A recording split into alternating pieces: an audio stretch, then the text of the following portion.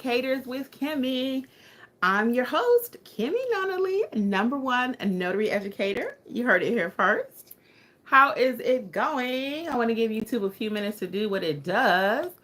Let a few people know that we are live. I want to welcome those who will listen to the podcast and watch the replay. What is going on up in these notary streets? Hey, how's it going? We gotta wait a few minutes. We have to wait. We have to wait. And I'm gonna tell y'all a story. I wasn't sure I wanted to share, but I'm going to because it's such a teachable moment for so many different people, industries. It doesn't matter what industry you are in. What happened with me in Zelle? Because there's always a lot of controversy. Should you use it? It's bad. Zelle has made a lot of changes. I had a couple situations with my Zelle account before. Last few months, I had to go to my bank several times because I was trying to pay somebody and it would not go through. And now I understand why after what I did yesterday. So it's like a confessional, teachable moment thing. And then I'm going to ask you guys a couple questions, kind of see what your mindset is about a new task I'm undertaking or thinking about. Hey, everybody, welcome. Welcome. We'll get right into it. Those who join us can always come back and catch it. Hey, Lisa, what's up? What's up? Yeah, so a couple stories and I'm going to tell you what I did. So I actually was paying two people some money. I was planning a little trip and they gave me some money and I had to give it back to them. They decided not to go. Hey, Makai 55, how are you? What's up, Harriet? Crystal, what's up? What's up? And I had to give them some money back and I was doing it through Zelle. One of them was $200, the other one was $300.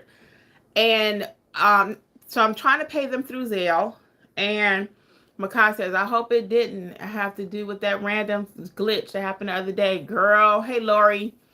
Wait till you hear what I did. You won't even believe it. So anyway, with these two people that I'm talking about, my bank would not allow the payments to go through. Okay. So I'm like, well, what is the problem? I have the money there. Again, it was $200. It was $300. They had given me this money. I owed them this money. I need to pay them this money.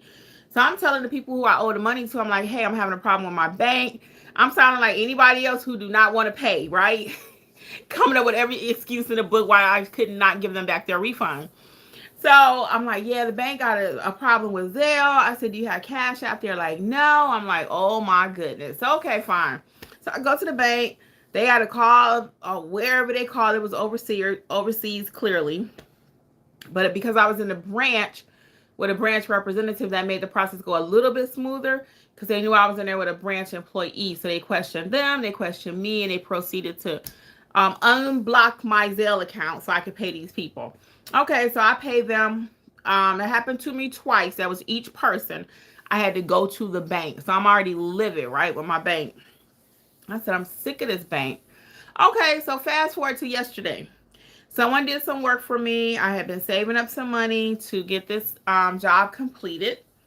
And I paid the person. I had just given somebody else a smaller amount. It was like $50. I had just given them $50 for something. Okay. And then I go to pay this other person who did this job for me. And I accidentally sent $2,100 to the wrong person. Now, when you're using Zelle, for those of you who may not know what Zelle is, it's like digital. You send it to someone, it comes out of your account automatically. There is no way to get the money back. My bank, I don't know about your bank, but my bank notifies me at least 2 times before it will let me hit send. It'll say, are you sure you want to send it to Joe Smith? That's one time. Then the next time it'll say, once you send it, you cannot get it back. So my bank is very clear. They let me know even when I was in there with those 2 first things I was telling you about, that there is no way to get your money back with Zelle, and they have a lot of fraud when it comes to Zelle. Okay, this is all going somewhere. So yeah, I sent somebody $2,100. So I didn't even know I did it, right? So Jeffrey's calling me. He's not home. He's calling me. He's blowing up my phone. For those of you who don't know, that's my husband. He's blowing up my phone, but every time I go to pick up the phone, it's like a glitch with Comcast or Xfinity, so it's not going through. I said, is he butt dialing me? Why is he blowing up my phone? I mean, just back after back after back, right? So I said, well, I hope he's okay. So finally I said, you know what? Let me text him. I said, hey, are you calling me? And he was like, yes. Pick up the phone. And I picked up the phone. Now this time it went through. And he's like, you accidentally paid this other person's name start with the M. M-A. They both were Latin names, so they were very similar. And I just made a mistake. I can't even say it now. So when he's telling me this, I'm like, oh my God, oh my God. But when he first told me, I didn't catch, I couldn't even process. Well, the person that I accidentally sent it to is a family friend, right? That being said, though, okay. And that person said, well, hey, I noticed that you just sent me some more money. You sent me a large amount of money. But I noticed in the note it said for the household repairs that were done. And I was like, oh my God. So I'm thinking, well, it's him. Okay, cool. So now I'm trying to pay my client, pay my person the money that I owed them, right? But I didn't have enough in my bank account. So here I'm trying to switch some funds and make some stuff happen. And I try to do it. Zelle is like, no, you've reached your max for today. And I was like, oh my God, this person gonna think I'm not trying to pay him. So anyway, I was able to pay him from something else, and it worked out where he didn't even never know what happened. But the takeaway moments from this is pump the brakes, as I always tell you, even when I'm training, slow down. I was rushing, not a lot, because I thought like I said, at first glance, I'm looking like MA. Other person's name is MA. I sent it to the right person. Lo and behold, it was not. Yes, there's a daily limit. So I'm going to come back to your comments in just a second. So the person that I accidentally sent the money to, he sent me part of it back. He couldn't send all of it back because of the daily limit. So everybody's daily limit is different. He couldn't even send me back $600. So he had to send it back in two parts. So he sent 15 and then he sent 6 the next day. So all that being said, slow down, take your time, even when you're giving your client your Zelle information, because I have more than one Zelle. I have my personal, I have my business. So you want to really make sure that you take your time, let them know, make sure you're giving them the correct information, because you don't even want your business money to go into your personal account, and you don't want your personal to go into your business, right? So that is one thing. So make sure you're not transposing numbers. Make sure you're giving them the right email address. Make sure you're paying the right person. Make sure they're paying you. And along with this payment thing, one time I had somebody. So let me end this story. Then I'm going to tell you about this other one that happened. So he gave me back the rest of the money today. The person I paid incorrectly. The other person was paid, so they never even knew what happened. But needless to say, Zelle, you want to be super, super, super cautious with. I don't know if it's the same as Cash App, because I've never made that mistake before, ever, to pay the wrong person. But you better best believe it will not happen again. Because what if I sent it to someone who was dishonest and they didn't send me the money back, or they were like, no, you owe me that money. You know what I'm saying? That could have went bad on so many levels. And I'm telling you, when Jeffrey called me and told me what I did, I promise you, my heart almost skipped a beat. And I was just like, oh my God. Because I know Zelle is really funny and really finicky, and you can't get it back. Okay? I'm going to tell you another story about money right quick. This is all going to help you with your business. So in case you're wondering, what does this have to do with notary? If you're a business owner, you know. It got a lot to do with notary, okay? No matter what business you in. Even personal, make sure you paying the right person. Okay? Makai was like, uh-oh, LOL. So yeah. So I told you what happened. That's your fault, sis. I know, Taylor. I ain't saying it wasn't. I never said it wasn't my fault. It was my fault. I just said that. So I'll just take what you're saying, Taylor, with a grain of salt, like off my back, okay? But yeah, I know I made a mistake, and that's why I'm sharing it with you. So I'm not the only person that's probably ever made this mistake, and that's why my bank, again, 2 or 3 times is like, look, are you paying the right person? Are you sure? Are you sure? Okay, so I claim it. I did it. So, but I just want to help you not to do it, or somebody else, okay? Yeah, Makai says, ouch. Lisa said, oh my goodness. Yep, I sure did. And then that daily limit thing again, back to Makai 55, it did cause me to have some more problems because I couldn't even get all the money I needed that day because that other person had a limit. And everybody's limit is different. My limit might be 2,500, your limit might be 1,500, the next person might be 500. So the daily limit, okay? Crystal says, it's okay. Like you said, it won't happen again. Thank you, Crystal.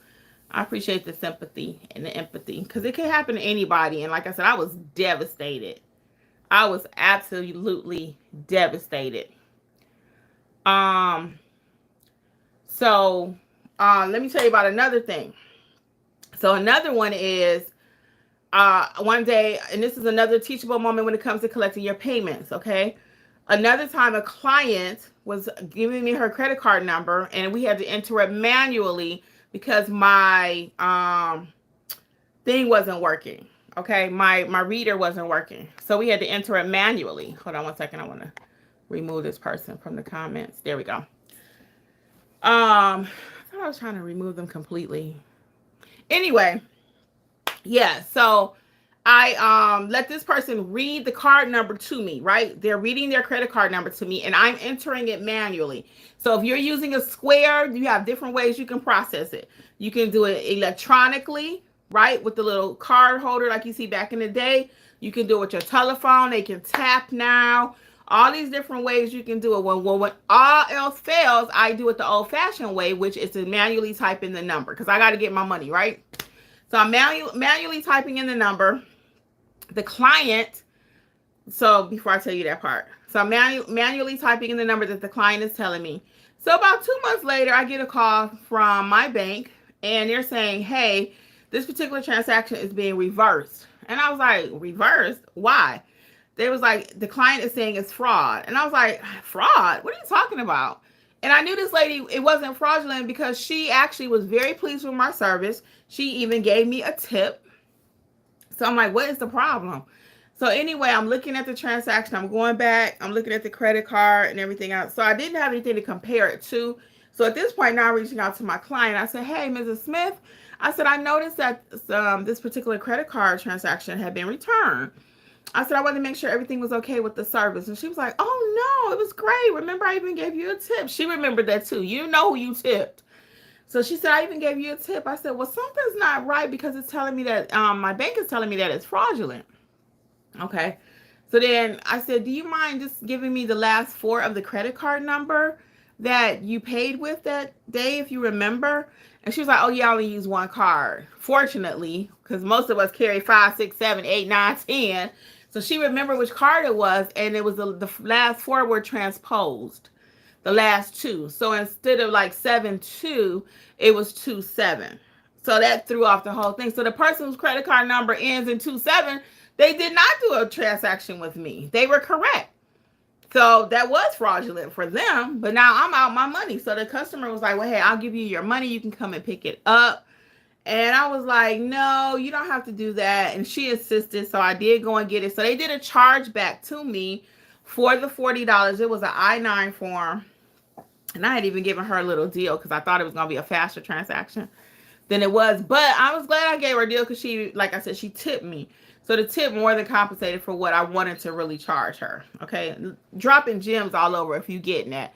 Sometimes we overcharge our clients or charge so much we don't leave them any room to tip us. There's no room. They're like, you already got all your money. I don't have no money to tip you now because you already came in the door talking about $100. Well, if you had to come in the door talking about $95, now they might tip you $5. So I don't know. It's all in how you look at it, okay? So anyway, all that being said, so she paid me my money. All was well. But it was just so funny because I was like, dang it, I'll never let nobody else read the card to me. So that's another tip for tonight too. Don't let anybody read the credit card number to you. If there's a mistake later in the future with the process, and let it be because you transposed the number, not because your client did, okay? Very good. Very good. What comments and questions do we have today about payments? Let's talk about the money.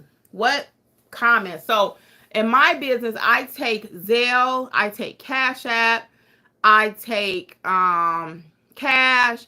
I'll take whatever they want to pay me. Yeah, I'll take whatever they want to pay me. And I have Venmo. It's not my preferred method of payment. So when someone asks me what is my preferred, I always say Zelle or Cash App. I do not charge them a fee for taking the payment. I don't charge them a fee. Like some people add an extra $5 for processing. I don't. I just call that the cost of doing business, and I write it down for my tax purposes. Okay, Makai55 says, this is such a good reminder. Always important to make sure to check and then verify again, especially with any type of manual entry. And you are so right, especially when it's manual. And it's actually funny because Square charges you more when you do a manual entry than when you do it electronically. So just say, for example, I don't know for sure. So you ain't got to put it in the comments, guys, because I don't know. But I think it's, so say it's like 2.8 cents for digital or electronic. If you do it the manual way, they charge like 3% because it's more subject to human error, and they already know that.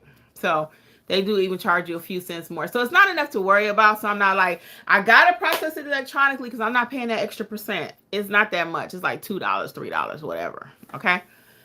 So I try not to run my business where I got to be so tight with my clients, like everything. I got to nickel and dime them, as I talk about in my Start Your Notary Business book. Okay, so what questions do you all have tonight? Any questions? Well, I do have one more question for you. So I am thinking about starting a membership for the YouTube channel. I want your opinion, people, please. And what would that look like? The membership for the YouTube channel would be, we would meet one time per month. Okay. And I'm calling this like a starter membership. Okay. A starter membership. Because a lot of times people are like, well, I don't want to commit. I'm not ready for this. But they want a little bit more than what they're getting here on YouTube.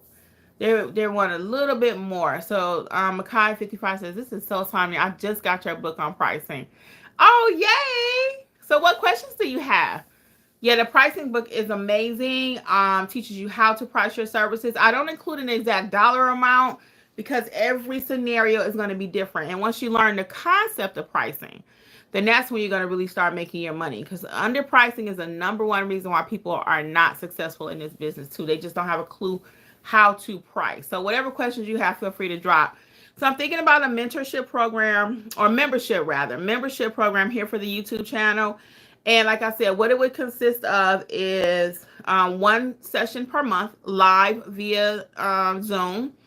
It would also include the replays from the previous mentorship session that we had going, and that includes such topics as Canva, how to properly notarize, deeper level videos, and most of them are about an hour and a half. So the content is amazing, even though you didn't make it to those sessions, so you would have access to those sessions. So it would also include, of course, you get a little badge that you're a member. So when we're live, your comments and stuff will pop up here quicker.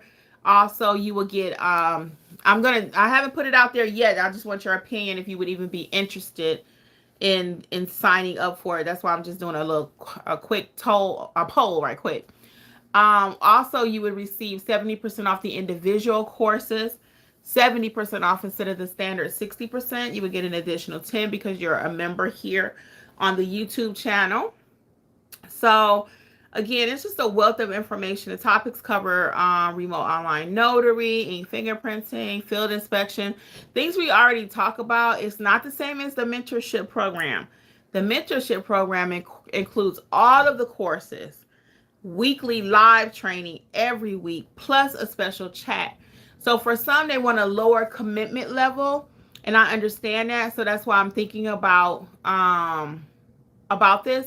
Let me know in the comments, what are your thoughts? Is that something that you think you would like to see, to be a part of the membership program here over on YouTube and have a behind the scenes look at what happens in mentorship, have access to those actual meetings, and every week a new session will be uploaded. So this week, let's say, for example, it was about Canva. Next week, it may be about pricing. The next week, it may be about ChatGPT. So these are topics that we go over deep diving in mentorship. So it's not the most, so yeah, let me know what you think. Is that something you would be interested in? If a few, you would give me a little feedback there. Makai says, so one of my streams of income I do within my notary business is digital court reporting. Cool. Congratulations. I recently started doing freelance with an agency, and yesterday was some, and yesterday just submitted my first invoice, part one. That is great. So then she says, part two, I had no sense of how to price the services, did as much research as I could, so I went in the middle of the road, but it felt too high. Do you think it's better to err on a slightly higher price then? So when I'm in doubt, I may go a little bit, just little bit lower, and then I gauge how my client is responding to. So, for example, I'll say, Mr. Smith, that's going to be $150. And actually, even before you get that part, when you're asking your screening questions, and I don't cover how to screen for court reporting, but it's all the same thing. You'll come up with your own list of questions for court reporting. And now that you have the questions that I teach, this will help you to see how to better price, right? Or what questions you need to ask. So that may sound like, well, how long will this appointment take? How many parties do you think will be involved in the case? How many attorneys will be involved? So you want to ask questions like that. How far do you have to travel? So by the time you do all of that in your head, you're thinking, how much time is it going to take? So all of my pricing is based on how far I have to go, what kind of package is it, how many people are involved, and how much time is it going to take. When they say time is money, time is money. So I'm not going to do everything you and I just talked about for $50. And I'm not even into court reporting. Okay, if it takes me an hour and you got attorneys involved, that means they even have a higher budget. So I'm looking at all of those different things when I price my services. Who's calling me? Is it an elderly person who doesn't have a lot of money? Is it someone that's elderly but they balling? Is it an attorney calling me? Who's calling? Is it a mother and she has a little school note? I mean, I do a lot of thinking just that quick when I'm talking about pricing. That's why I like you to learn now how to price your services before the phone actually rings, okay? Makai says, then negotiate your way down. Yeah, so I'm not big on keep changing my price in the sense that if I tell him 150 and I'm going to say, okay, 125. And he's like, well, and I go down to 100. And he's like, oh, that's too much. I go down to 75. No, because that kind of gives desperation to me. It gives desperation. So I'm not going to just keep going down, down, down. I'm just not. I may go down one time, maybe, but I usually rather price it just the way I want it. And if they don't want me, I may not be their notary. I may not be their court reporter because I'm not going to do it for free, right? Right? We're not doing it for free. Hit the thumbs up button for me, people, and subscribe if you haven't. Yeah, so I'm not going to just keep negotiating my price down. Again, it gives desperation. It gives, well, are you cheating me? And my husband doesn't like that either. Sometimes I'll tell somebody, well, it is very rare. Very, very rare. And I'll say, well, I'll do it for you this time for 25. Or I'll do it this time for you for 40. He's like, no. No, no, no. He does not like it. He doesn't like it at all. So I don't do that. Makai says, yes, I'm waiting on their response. LOL, it's a unique scenario. The agency reached out to me because of my certification and them offering their service is new. So the agency and I went into the arrangement being flexible with the potential charges. Yeah. Yeah. And it's new for you, new for them. They've not hired anyone like this before. So that I would approach it that same way. Yeah. I would not be overly rigid. Like, well, no, it's going to be 150. I ain't doing it. Kind of reason it out with them. If they come back at a lower price point than what you actually want, then you want to negotiate, and say, well, I would love to be your court reporter. If we can add another 25, that would sound more like the budget point that I'm accustomed to working at, or the price point, or whatever you want to say. Whatever you want to say. Oh, you are so welcome. You are so welcome. What are your thoughts, Makai, on the... Is it Makai or McKay? What are your thoughts on the YouTube membership? What are your thoughts on that? You see any value in that? Meeting once a month, access to all the recordings, 70% off all the courses. What are your thoughts? And I'm looking at a price point of probably $14.97-ish. McKay. Okay, like McKay. Okay, very good. Very good. Of course, do it. Yeah, I'm thinking about it. I think it's gonna be great. Again, it gives people a lower price point to enter into our atmosphere to receive help with their business. And again, it won't come with all the perks of the regular mentorship program, but it will have quite a bit where I think it will be profitable and beneficial. Profitable for us as a company, beneficial for you as our clients, and we work together and we both win. You receive information that you need. Yeah. Thank you. I appreciate it, McKay. She said you have value and you give valuable information. Yeah, so it's not a fluff membership by any means. I don't do any fluff around here. Nothing we do is fluff. I just wanted to offer a different price point, a different, like I said, a different way for people to enter into the program. Harriet says absolutely. Hey, Harriet, what's going on with you?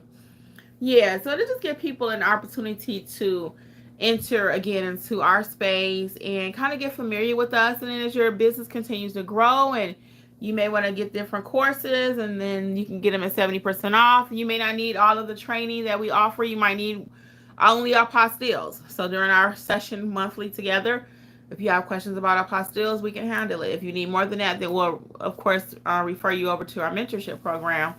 But I think we'll go ahead and get that set up and hopefully have it rolled out by the end of the month. The membership program here on YouTube, and that way it gives the people options again as to what they need to help grow their business. Okay, so yeah, I'm excited about that. Lori says I would go for it. Thank you, Lori. I appreciate it. Yeah, so I'm kind of excited about it actually, because again, anytime I find that I put the people first, it always works out. It always works out. So we can't do it for free because we do enough for free here. But GG Solutions, I agree. I joined and love the mentorship. Hey, GG Solutions. Now I know who you are. How you doing there? Yeah. So I'm glad you're in the mentorship program too, and it's going to change your business. It already has. It already has. I know that for a fact, based on our phone calls and stuff. So our phone call, and working through some of your situations that you've already encountered. So, like I said, it'll just give people a different price point to be able to enter and to receive some help, because everybody's budget is different. You know, everybody's journey is different. So it's all good. I always try to think, what can I do to help the people? What else do we have going on? Any other questions, comments, concerns? Any questions about the YouTube membership? And again, I'm hoping to roll that out by June 1st, because we have to get the videos uploaded, get the Zoom links, get the discount on the courses up there for you. So I'm pretty excited again to roll that out. And that meeting would just be once a month. So, and then for our actual mentorship program, we meet weekly. We meet weekly to discuss different topics. So what else is going on? I did want to address one more thing here. This is just kind of something it's coming up in one of our mentor programs sessions, and we're going to be going through our handbook. So everybody hasn't gone through their handbook, or it's a new year, so people are not aware of some changes in their handbook. So somebody brought out, like, we have 3 in the Georgia handbook. 3. So one for sure is that now a journal is required on certain types of notarizations. Well, that's not what we teach at Notary Educators. We teach you to have a journal on every single notarization, okay? But the state of Georgia says you only need it if they're not self-improving, this or that, whatever. It's a whole lot of hoopla. That's not what we teach. That's not what we do. That's not who we are. I teach you to have a journal on everything. If you have not seen the journal collection, check it out. We got cats, we got dogs, we got purple, snow leopard print, anything you want. You got 10 choices there. It's actually going to be more, but I'm waiting to fix one more. I got a pretty orange one and another hot pink one that's out. So, but they're I guess you can buy them, but I haven't put them out officially yet. So anyway, those are coming. So check out the Notary collection, Notary Journal collection. And in the journal has everything you need for your notary business. So another thing, oh, we got a question here. McKay says the NNA is good for tracking the law changes. in terms of their platform. Yes, you can find out a lot of stuff, McKay. Yes, you can. Yes, you can. Hey, Pamela Murphy, how are you? How's it going?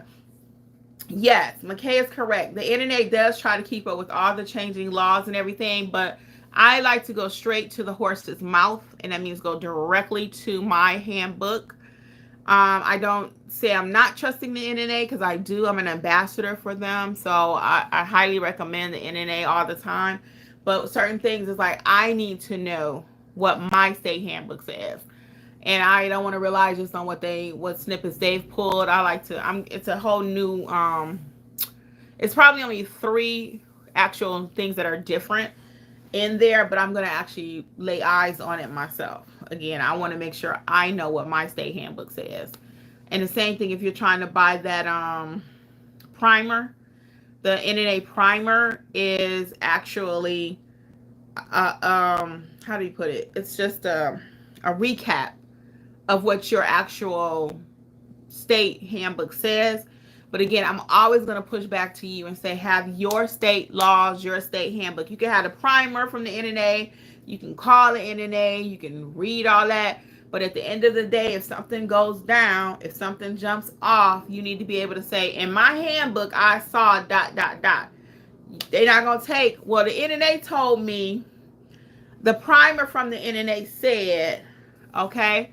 So I know the way I teach my methodology may be a little bit different, but I'm a little old-fashioned in the sense that I'm going to cover myself to the point that Pamela is making. You need to cover yourself. And in order for me to truly say I cover myself, I need to know what my state handbook says. Now, if my handbook isn't clear, because we had a situation over in chat, in our mentorship chat last week, where we went back and forth for a minute. And everybody had their 2 cents on what they wanted to say, what they wanted to contribute to the conversation and everything. And at the end of the day, how we had to leave it, right, is that notary has to make the final decision. Okay? That notary has to make the final decision. So I'm the mentor, I'm the educator, right? I can tell you what I saw. I can tell you how I understand it. I can tell you best practice on what I have done, what I do, right? But at the end of the day, when it's all said and done, you are the person who are signing that document. You are the person who is completing that journal, and your name is on that notary commission. So that's how we left it in the chat that day. And I was like, we're not going to continue to talk about this for the next 2 hours. We're just not. Because everyone's going round and round and round and round, and everybody is open to interpretation, you know? So some things are open. It's not black and white. My shirt is actually black and white, right? So if I told you it was red, you could clearly say, no, Kimmi, there's no red in that shirt. There's just not, right? But, you know, so everybody at the end of the day have to make their own decision what they're going to do. So that's how we had to end up leaving that. So McKay says true. And she's like, true, like any good research, you cite the source document. Yes. Yes. And in my case, again, I'm going to always let my main source document be my handbook. Okay. And all of you don't have a handbook. Some of you have a, maybe like a pamphlet, or you have maybe like a couple pages or something. But we actually have a whole handbook. Now, most of you are able to go to your state's website and download it. In Georgia, we have to buy the handbook, and it's $10. So it's well worth the investment. Because some people are like, I don't have a handbook, it's $10. You better get your handbook. I don't care if it was $50. You need that handbook. Kiss Coupon and says, hello, family. Just joined the live. Welcome. Welcome, welcome. So welcome to those of you who are just joining. I do see we have a number of new people here. Tonight, we were just talking about what happened when I accidentally paid somebody $2,100 through Zelle, how to be cautious when using Zelle. So I'm not going to tell you not to use it, okay? I'm not going to tell you not to use it. I want you to accept all types of payments, but just take your time. Just take your time and make sure you're paying the right person, and make sure the right person is paying you, okay? Make sure they're paying the right person. Kissing Couponing says, oh, Harriet says, I'm sorry, Harriet says, did you find it difficult to get calls when you were brand new starting out? Oh yeah, it took like 4 months. Oh yeah. For me, my business actually started popping once I got my Google business page together. And that's why I'm so big on getting it together. So I had a Google page. I didn't have any pictures on it.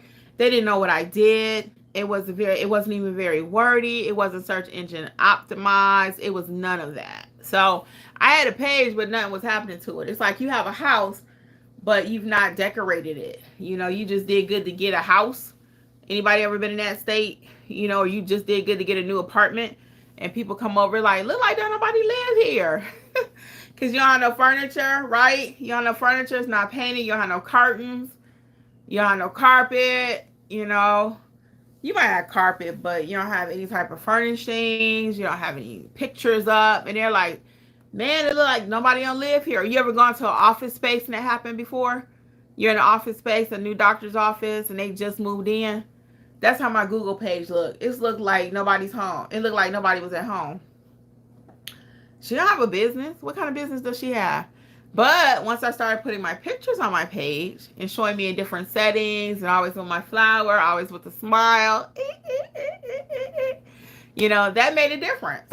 That made a difference. So,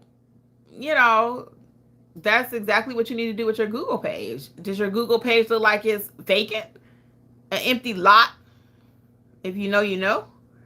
Or does it look like an edible arrangement? It's like, ooh, it's so pretty. It's so colorful. Right? All right, let's see. We got, so for me, after about 3 to 4 months and getting my Google page maximized, my business started taking off. All right. Kissing Coupon says, I am a new loan signing agent. My name is Lori. Hey, Lori. We got another Lori here. Welcome. She cracking up. What state are you in, Lori? If you find that you need some mentorship, you can always check out the program at notaryeducatorsllc.com, okay? And make sure you know how to properly notarize before you start doing any assignments, okay? Please make sure you know how to do your notarial duties. Are you comfortable with your notarial duties, Lori? McKay's laughing. So Lori says, yes, ma'am. First impressions are lasting impressions. Yes. Yes. She's in Florida.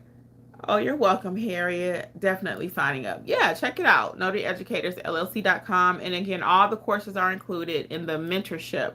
So the membership is coming soon. And I'm so excited about that too. Again, it's just a different way for us to connect. It will be one live Zoom monthly. And that day will rotate so everybody can participate. Typically, probably toward the beginning of the month. And of course, you know how I do it. There'll always be some pop-up lives in the YouTube membership. I gotta make sure I don't put the two together. And I don't know that I'll put that on the website yet. I'm still thinking about it. I really don't know yet. But anyway, we'll see what happens. And my goal, if I decide to go ahead and pursue it, will be probably by June 1st. The YouTube one will be up and ready. And that'll have like a $14.97 price point. And for actual mentorship, when you're actually ready to start doing jobs and need that one-on-one, if we have to call you, we will. And that's not our first way to contact you in mentorship. We have a group meet. And we're teaching in that group meet all day long. People have stuff going on. So people are growing their businesses. We're very pleased. Somebody last month made $1,000 in just field inspections. So that made me feel really good. We've been talking about adding field inspections, adding translation services. Matter of fact, I'm waiting on the translation. I hope it comes tonight. I got a translation I'm working on. I mentioned it I mentioned it in the session yesterday. But I'm working on a translation service for my client. He has a car being brought over from Puerto Rico. And before he can get it registered here in the state, that document needs to be translated. So you don't have to speak Japanese and French and all these different languages. You hire a translating company to do the translation piece for you. And I have a course for that, and that's included in the mentorship, or you can buy it separately. All the courses are 60% off. Coupon code is WIN, WIN 2025. WIN 2025. All right, what else we got? We're going to start wrapping up. Anything else? Any other questions while I'm here about membership with YouTube or mentorship? Notary Business Success Mentor Program. So for all things notary, you can check out notaryeducatorsllc.com. Do we have any other questions? Anything else before I head out? Going once? Going twice? I know a lot of people are on vacation right now. They're wrapping up school. People are graduating. Weddings are happening. I went to a wedding over the weekend. Some of you probably saw that. May the 4th be with you. Some of you probably saw that. So we had a good time at the wedding. And then I went to a graduation last week. I got another part 2 of the graduation Thursday. So I too am doing a lot of life these days. And we had guests stay with us that came in for the wedding. So it was just like, I'm tired. But it was fun though. It was fun. Lori says, I have been out on 15 sign-ins since being certified in April 2025. I've been a notary since 2018. I have a friend who has been an agent for years in New York, and now she's relocated to Florida. Okay, cool. So it sounds like you may be comfortable with your notarizations. If you're not completely, though, because it's one thing to just kind of be winging it, kind of seeing stuff, and then actually know what you're doing. Do you know what a certified copy is? Do you know how to do that? Do you know how to execute a document? Do you know, all the little behind the scene things that go? Do you have your embosser? Do you do general notary work? Do you do estate packages? It's so many things now you can do with your notary commission. So I usually like people just to start at the beginning, and then you have a great foundation. Keep it moving and keep on going. All right. Anything else before we wrap up? It's so nice. I might go sit out front for a few minutes and get a little air. I need to do my elliptical too. Okay, guys. Well, on behalf of notary educators, let's see. Lori says, still got more to learn, sis. Yeah, and you take your time. It's going to always be something. I learn something every day. Literally, every day. All right. Well, I'm going to say bye, guys. On behalf of notary educators, it has been my pleasure. I will see you around.